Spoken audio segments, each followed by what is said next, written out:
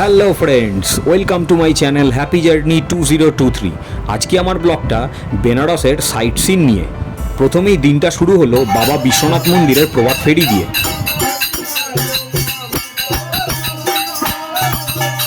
এরপর 1200 টাকা দিয়ে একটা অটো ভাড়া করে আমরা বেরিয়ে পড়লাম বেনারসের সাইট সিনগুলো ঘুরে দেখতে। প্রথমেই আমরা এলাম বাবা কিনারাম স্থল অগরপীঠে। এই অগরপীঠ আশ্রমে যে কুণ্ডটি রয়েছে, এই কুণ্ডের জলকে অত্যন্ত পবিত্র বলে মনে করা হয়। এরপর আমরা এলাম মণি মন্দির। মন্দির নগরী বেনারসের এটি একটি প্রসিদ্ধ মন্দির। এই মন্দিরটি 1940 সালে নির্মাণ করা হয়। তারপর কয়েকবার এই মন্দির সংস্কার করা হয়। মন্দিরের ভিতরে রয়েছে 151টি ছোট ছোট শিবলিঙ্গ এবং এই মন্দিরের প্রবেশদ্বারের সামনে রয়েছে বিরাট আকৃতির এক শিবলিঙ্গ। এই মন্দিরে রয়েছে আদি শঙ্করাচার্য মহারাজ, শ্রীরাম, হনুমানজি ও বিভিন্ন দেবদেবীর মূর্তি। গ্রানাইট পাথর দ্বারা নির্মিত এই মন্দিরের ভিতরের কারুকার্য খুবই সুন্দর। এটি হলো তুলসী মানস মন্দির। গোস্বামী তুলসীদাস ছিলেন একজন হিন্দু বৈষ্ণব কবি। এই স্থানেই তিনি সংস্কৃত রামায়ণ মহাকাব্যকে হিন্দিতে অনুবাদ করেছিলেন, যা রামচরিত মানস নামে পরিচিত। হাওড়া শিবপুরের ঠাকুরদাস সুরেখা পরিবার তার নামে সাদা মার্বেলের এই মন্দিরটি এখানে স্থাপন করেছিলেন। মন্দিরের ভিতরের দেওয়ালে রামচরিত মানসের বিভিন্ন খণ্ড লেখা রয়েছে।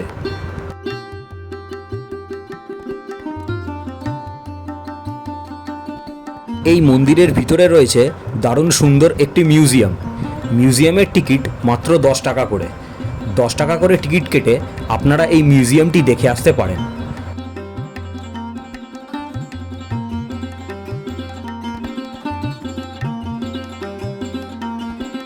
শ্রীকৃষ্ণ লীলা, পুরাণ ও রামায়ণের বিভিন্ন ঘটনা এখানে খুব সুন্দরভাবে দর্শকদের সামনে তুলে ধরা হয়েছে।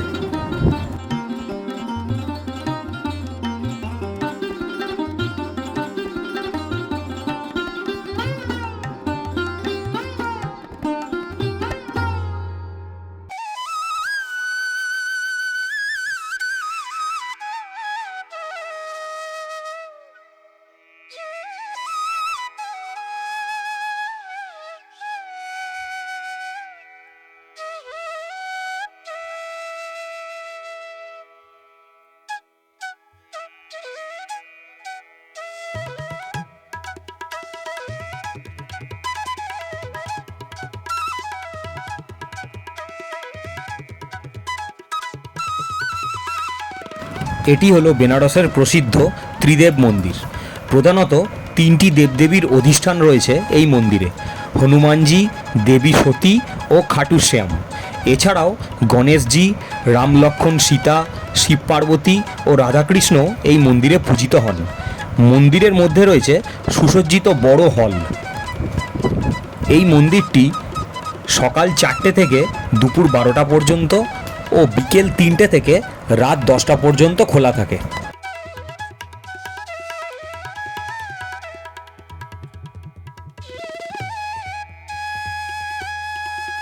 এটি হলো সংকটমোচন হনুমান মন্দির। 1900 খ্রিস্টাব্দে বেনারস হিন্দু বিশ্ববিদ্যালয়ের অধিষ্ঠাতা শ্রী মদনমোহন মালব্য এই মন্দির তৈরি করেছিলেন। কবি তুলসীদাস এই মন্দিরের হনুমান মূর্তিটি বানিয়েছিলেন। গেট দিয়ে ঢুকতেই মোবাইল জমা নিয়ে নেওয়ার কারণে ভেতরের ভিডিও বানানো সম্ভব হলো না। এটি হলো বেনারস হিন্দু বিশ্ববিদ্যালয়। এটা বারাণসীতে অবস্থিত একটি কেন্দ্রীয় বিশ্ববিদ্যালয়। এটি একটি আন্তর্জাতিক মানের ভারতীয় শিক্ষা প্রতিষ্ঠান। বেনারস হিন্দু বিশ্ববিদ্যালয়কে এশিয়ার বৃহত্তম আবাসিক বিশ্ববিদ্যালয় হিসাবে স্বীকৃতি দেওয়া হয়েছে। 1916 সালে প্রতিষ্ঠিত এই বিশ্ববিদ্যালয়ের অধিষ্ঠাতা হলেন শ্রী মদনমোহন মালব্য। এই বিশ্ববিদ্যালয়ের মেন ক্যাম্পাসটি 1370 একর জায়গা নিয়ে আছে। এখানে রয়েছে 140টি ডিপার্টমেন্ট, 30,000-এরও বেশি স্টুডেন্ট, যার মধ্যে আবাসিক স্টুডেন্টের সংখ্যা প্রায় 14,000। এই বিশ্ববিদ্যালয়ের ক্যাম্পাসের মধ্যেই রয়েছে একটি বিশ্বনাথ মন্দির। বিশ্বনাথ মন্দিরের প্রাঙ্গণে এই বিশ্ববিদ্যালয়েরই ছাত্ররা তাদের নিজেদের হাতে আঁকা ছবি বিক্রি করেন।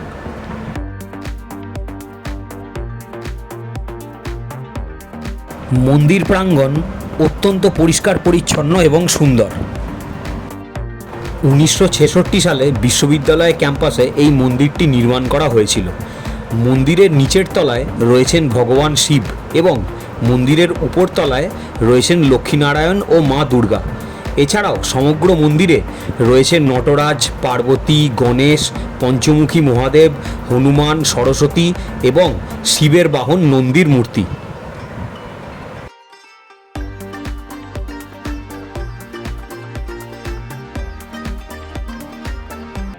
বেনারসের তুলসীঘাটের বিপরীত পাড়ে এই রামনগর দুর্গটা অবস্থিত। এটা হলো রামনগর দুর্গের প্রবেশদ্বার। বাইরে রয়েছে দুটি বিশাল আকৃতির কামান। প্রবেশদ্বার দিয়ে ভিতরে ঢুকে এই দিকে রয়েছে টিকিট কাউন্টার। এই টিকিট কাউন্টারটি এই দুর্গের মিউজিয়ামের জন্য। মিউজিয়ামটি দেখার জন্য টিকিট প্রাইস প্রতিজন 80 টাকা করে। মিউজিয়ামে ঢুকলে আপনারা দেখতে পাবেন বিভিন্ন আমেরিকান ভিনটেজ কার, হাতির দাঁতের তৈরি বিভিন্ন জিনিস, যুদ্ধের জন্য ব্যবহৃত বিভিন্ন অস্ত্রশস্ত্র, বিভিন্ন ধরনের রাজ পোশাক, রণহস্তির বর্ম, পালকি, বাদ্যযন্ত্র, রাজাদের ব্যবহার করা বিভিন্ন রকমের অলংকার ইত্যাদি।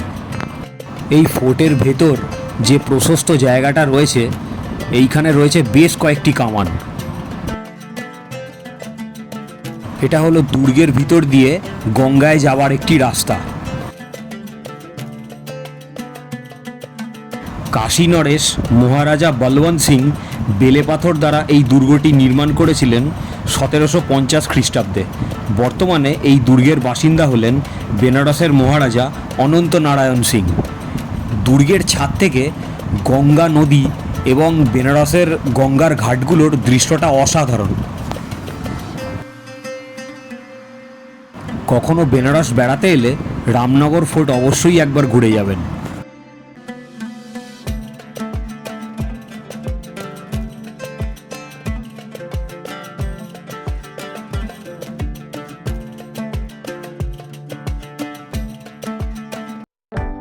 রামনগর ফোর্ট ঘুরে দেখার পরে আমরা এসে পৌঁছালাম ভারতের প্রাক্তন প্রধানমন্ত্রী লাল বাহাদুর শাস্ত্রীজির বসত বাড়িতে। শাস্ত্রীজির বাড়িতে স্থাপন করা হয়েছে তার একটি মূর্তি। তার বাড়িতে রয়েছে একটি পিকচার আর্কাইভ। তার জীবনকালের উল্লেখযোগ্য ঘটনা প্রবাহের ছবিগুলি সম্পূর্ণ তথ্য সমেত এখানে সাজিয়ে রাখা আছে। এই ছবির কালেকশানে অনেক দুষ্প্রাপ্য ছবি মজুদ রয়েছে।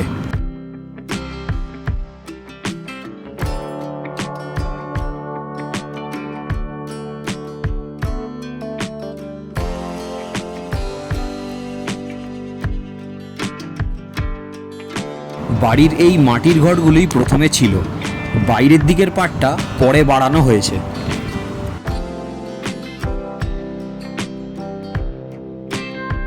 শাস্ত্রীজির জীবনশৈলী কতটা সাদামাটা ছিল সেটা তার বসত বাড়িই প্রমাণ দেয়।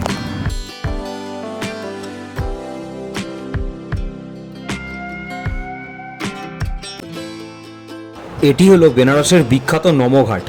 নমঘাটের বৈশিষ্ট্য হলো এই ভাঁজ করা 3টি হাত, যা নমস্কারের মুদ্রাকে ইঙ্গিত করে।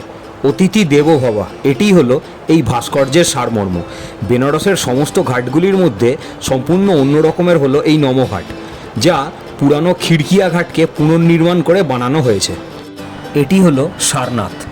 সারা পৃথিবীর বৌদ্ধ ধর্মের মানুষদের যে 8টি প্রধান ধর্মস্থল রয়েছে তার মধ্যে একটি হলো সারনাথ। ভারতবর্ষের বাইরে থেকেও যেমন জাপান, শ্রীলঙ্কা, নেপাল, তিব্বত, থাইল্যান্ড, মায়ানমার প্রভৃতি দেশ থেকে বৌদ্ধ ধর্মের প্রচুর মানুষ এই সারনাথ দর্শনের জন্য আসেন। সারনাথ উত্তরপ্রদেশের বারাণসী শহর থেকে 13 কিলোমিটার দূরে উত্তর পূর্ব দিকে অবস্থিত। গৌতম বুদ্ধ এই স্থানেই তার 5 শিষ্যকে প্রথম ধর্ম উপদেশ দিয়েছিলেন। তারই নিদর্শন হিসাবে এখানে গড়ে তোলা হয় ধামেক স্তূপ ও বৌদ্ধপীঠ। মৌর্য সম্রাট অশোক তার সাম্রাজ্যে বৌদ্ধ ধর্ম প্রচারের জন্য নির্মাণ করেছিলেন অশোক চক্র, অশোক স্তম্ভ এবং এই ধামেক স্তূপটি। পরবর্তীতে কুতুবুদ্দিন আইবক ও মোহাম্মদ গজনি এই সারনাথকে লুট করেন এবং প্রায় ধ্বংস করে দেন। ধামেক স্তূপের উচ্চতা 43.6 মিটার এবং এর ব্যাস 28.3 মিটার। 19 শতকে আলেকজান্ডার কানিংহাম প্রত্নতত্ত্ব স্থান হিসাবে এটিকে পুনরুদ্ধার করেন। অনেক খোঁড়াখুড়ির ফলে যা কিছু এখান থেকে পাওয়া গিয়েছিল, যেরকম অশোক চক্র, অশোক স্তম্ভ এবং বিভিন্ন প্রকারের স্থাপত্য ও ভাস্কর্য, সেইগুলি উদ্ধার করে এর পাশেই সারনাথের একটি মিউজিয়াম স্থাপন করে সেখানে সংরক্ষণ করে রাখা আছে। আজও দেশ বিদেশের বহু বৌদ্ধ ধর্মাবলম্বী মানুষ গৌতম বুদ্ধের সাথে একাত্ম হতে এখানে আসেন।